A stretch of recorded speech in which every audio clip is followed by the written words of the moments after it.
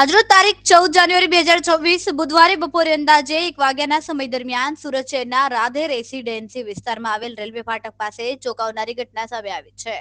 Railway ફાટક ઉપર ઉભેલી એક માલગાડીમાંથી અનાજના કટ્ટાઓની સીલ તોડીને નીચે ફેંકવામાં આવી રહ્યા હોવાનો બનાવ પ્રકાશમાં આવ્યો.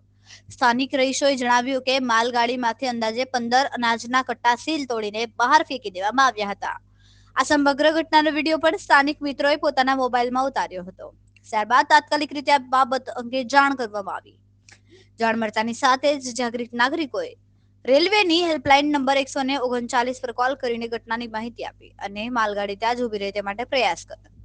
આ દરમિયાન સ્થાનિક લોકો પણ સ્થળ પર એકત્રિત થઈ ગયા. ઘટનાની જાણ થતાં જ આમ આદમી પાર્ટી વોર્ડ નંબર 2 ના સહપ્રભારી અશોક બલ્લર તથા સુરત શહેરના ઉપપ્રમુખ કેપી પાનસુરિયા તાત્કાલિક સ્થળ પર પહોંચ્યા અને સમગ્ર મામલે તપાસની માંગ ઉઠાવી. જાગૃત નાગરિકો અને રાજકીય આગેવાનોની હાજરીના કારણે માલગાડીમાંથી અનાજ ચોરી કરતો એક મોટો રેકેટ ઝડપાયો હોવાનું કહેવાય રહ્યું છે. જો કે ચોંકાવનારી બાબત એ છે કે ઘટના સામે આવ્યા બાદ હજુ સુધી રેલવે કે સંબંધિત વિભાગ દ્વારા કોઈ સ્પષ્ટ કાર્યવાહી કરવામાં આવી નથી. આ ઘટના બાદ હવે મોટો પ્રશ્ન એ ઉભો થયો છે કે જાહેર સંપત્તિની ચોરી જેવા ગંભીર ગુનામાં જવાબદાર લોકો સામે કડક કાર્યવાહી થશે કે પછી મામલો દબાઈ જશે. જાગૃત નાગરિકોના પ્રયાસથી એક મોટો અનાજ ચોરીનો કિસ્સો બહાર આવ્યો છે. હવે જોવાનું રહ્યું કે પ્રશાસન આ મામલે કેટલું ગંભીર વલણ અપનાવે છે. કે આ સામેની સોસાયટી એટલે કે સુરત શહેરમાં Uttarayan police station Uttarayan railway સ્ટેશનનો જે વિસ્તાર છે એ ઉત્તરાયણ રેલવે સ્ટેશનથી બરાબર નજીકમાં સામે જે સોસાયટી છે રેસિડન્ટ સોસાયટી એમાં રહેતા લોકો આજે ઉત્તરાયણના દિવસે એમના ધાબા ઉપર પતંગ ચગાવતા હતા ફેમિલી સાથે. તો કોઈકનું ધ્યાન પડ્યું કે આજે ટ્રેન ઊભી છે, ટ્રેનમાં કોઈ દરવાજો તોડે છે, સીલ ખોલે છે અને એમાંથી માલ લે છે. એમણે વિડીયો ઉતાર્યો. અમારા કેપીભાઈને, અમારા બલ્લર સાહેબને, અશોકભાઈને બધાને જાણ કરી. અહીંયા સોસાયટીના જાગૃત લોકો પણ અહીંયા હાજર છે. એમણે અમને જાણ કરતા અમે તાત્કાલ પહોંચ્યા. અમારા સાથી મિત્ર પ્રફુલભાઈ રાછડિયા પણ અહીંયા આવ્યા છે. અને જેમ કેપીભાઈએ કહ્યું કે અહીંયા જે આ જે લોખંડના પાટા મૂક્યા છે એ એટલા વ્યવસ્થિત રીતે ગોઠવેલા છે કે આજની માટે આ ચોરી નથી. આમ આદમી પાર્ટી આજે આ ચોરી જે થાય છે એનો જે પર્દાફાશ કર્યો છે, અહીંયાના સ્થાનિક લોકોએ અમને ફોન કરીને બોલાવ્યા. તો અમે એ કહેવા માંગીએ છીએ પહેલી ચોરી નથી. હમણાં મને એક અલ્ટ્રાટેકનું પણ એક સીલ મળ્યું હતું. ભાઈ આ તો રેલવે ટ્રેક છે, અહીંયા કેમ કોઈ સીલ હોવા જોઈએ? સીલ તો અહીંયા મારેલા હોય. ગાડી કોઈ સ્ટેશનથી ઉપડે, એ ચાહે સુરત ઊભી રહે, એ ચાહે વલસાડ ઊભી રહે, નવસારી ઊભી રહે, જ્યાં ઊભી રહે ત્યાં, તો સીલ તો ત્યાં હોવા જોઈએ. અહીંયા વચ્ચે સીલનું શું કામ છે? પણ જે દરવાજા ઉપર સીલ મારેલા હોય એ સીલને કાપી નાખવામાં આવે અને આવી રીતે અનાજ બારોબાર ચોરી કરી લેવામાં આવે. તો મારું એ કહેવાનું છે કે શું આ સીલ તૂટી જાય છે અથવા તો સીલ હલકા હોય તો એ શું સરકારના માણસોને ન ખબર હોય?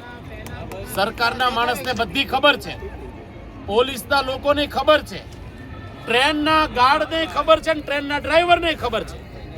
આ આખી જે ઘટના બની છે આની અંદર ઉપરના મોટા મગરમચ્છથી લઈને નાની માછલીઓ સુધીના તમામ વ્યક્તિ આમાં સામેલ છે.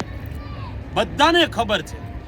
એટલે મારી આ વિડીયો જોનારા તમામ મિત્રોની વિનંતી છે કે આ જે તમારા અને મારા નસીબમાં જે રાશનનું અનાજ છે, આ અનાજ છે ચોખા, આ ગરીબોના પેટમાં જવા જોઈએ. આ માફિયાઓ આ અનાજ બારોબાર વેચી અને બંગલા બનાવે છે. ભાજપના લોકો મોટા હાથી જેવા થઈ ગયા, પાડા જેવા થયા છે. જાગો મિત્રો, એ મારી વિનંતી છે. અમારા મિત્ર અશોકભાઈ બલ્લર પણ છે. અશોકભાઈ એમને વાત રજૂ કરશે. અશોકભાઈ, આજે જ્યારે ઉત્તરાયણનો પર્વ છે, લોકો પોતાના ધાબા ઉપર આ પર્વ ઉજવી રહ્યા હતા પતંગ ચગાવીને, ત્યારે અમારા જાગૃત નાગરિકો, અમારા મિત્રો જે અહીંયા સામે જ રહે છે રાધેની અંદર, એનો બપોરે 1 વાગ્યા મારી ઉપર ફોન આવ્યો કે અશોકભાઈ તમે ક્યાં છો? મેં કીધું ઘેરે છો. એ કે સામે રેલવે ગાડી જે માલગાડી આવી છે તેની અંદરથી ચોખાના કટ્ટા 15 ચોખાના કટ્ટા અમે ભાળીએ એમ બહાર ફગાવે છે. અમે વિડીયો ઉતાર્યો છે. એટલે મેં એને કીધું કાંઈ નહીં, તમે વિડીયો ઉતારી લીધો છે, તમે ફટાફટ ત્યાં સ્થળ ઉપર જાઓ અને ગાડી ઊભી રહે અથવા ન ઊભી રહે તો તમે રોકો એને. અને ત્યાં અમે આવીએ છીએ. એટલે મેં ત્યાં તરત ત્યાંથી નીકળી અને અમારા પાર્ટીના દરેક મિત્રો રજનીભાઈ વાઘાણી, કેપીભાઈ પાનસુરિયા, પ્રફુલભાઈ આ બધાને કોન્ટેક્ટ કરી અને બોલાવ્યા અને અહીંયા આવી અને પોલીસને પણ ફોન કર્યો. ત્યારે પોલીસે એવો જે જવાબ આપ્યો ને એ પણ સાંભળીને આપણને એમ થાય કે આ લોકો આપણી સેવા માટે છે કે આ લોકો જે લૂંટનારાઓ છે એની સેવા કરે છે. કારણ કે 139માં જ્યારે રેલવેને ફોન કર્યો એના જાગૃત નાગરિકોએ, તો જે આરપીએફના પોલીસ એવા એણે એવું કીધું કે ભાઈ તમારે 139માં ક્યાં માટે ફોન કરવાનો હતો, તમારે મને કહેવાનું હતું ભાઈ તમને ફોન કરીને જાણકારી આપીએ છીએ કે જેથી કરીને તમે સ્થળ ઉપર આવો અને આને પકડો. પરંતુ એણે એવું કીધું કે સ્ટેશને આવો તમે. તો જો સ્ટેશને એ લોકો જાય તો એની પહેલાં તો અહીંથી આ લોકો લઈને વયા જાય. એને કારણે આ જાગૃત નાગરિકોને કારણે આજે આ 15 કટ્ટા અહીંયા પકડાણા છે. અને અહીંયા આ પહેલી વખત નથી, અવારનવાર આ ઘટનાઓ અહીંયા ઘટે છે. કારણ કે અહીંયા આગળના ચોખા પણ પીડ્યા છે. તો આ વિડીયો આપણા ગૃહમંત્રી સુધી પહોંચાડો કે જે અમથાક એમ કહે છે કે આપણે ગરીબોને ન્યાય આપીએ છીએ. તો આ ગરીબોનું જ અનાજ છે, એને મળવા પાત્ર હતું એ અત્યારે ક્યાંક આપણા અનાજ માફિયાઓ લઈ જાય છે.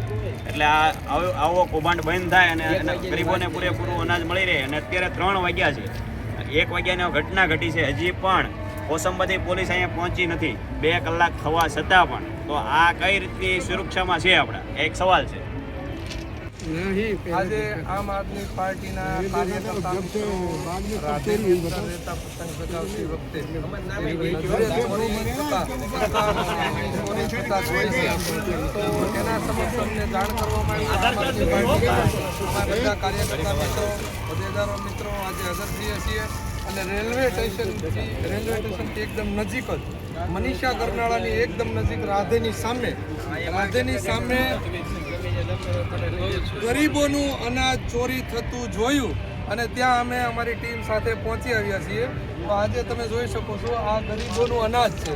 અહીંયાથી ધોળા દિવસે ચોરી થતા લોકો નજરે જોવે એવી રીતે ચોરીનો કોઈ જાતનો ડર ન હોય એવી રીતે ઉતારી અને 15 બોરી એક સાથે ઉતારીને અહીંયા આખું સ્ટેશન બનાવેલું છે. લાગે છે કે વારંવાર ચોરી થતી હશે એવું અહીંયા જોવા મળે છે. અહીંયા પણ અનાજ જોડાયેલું છે.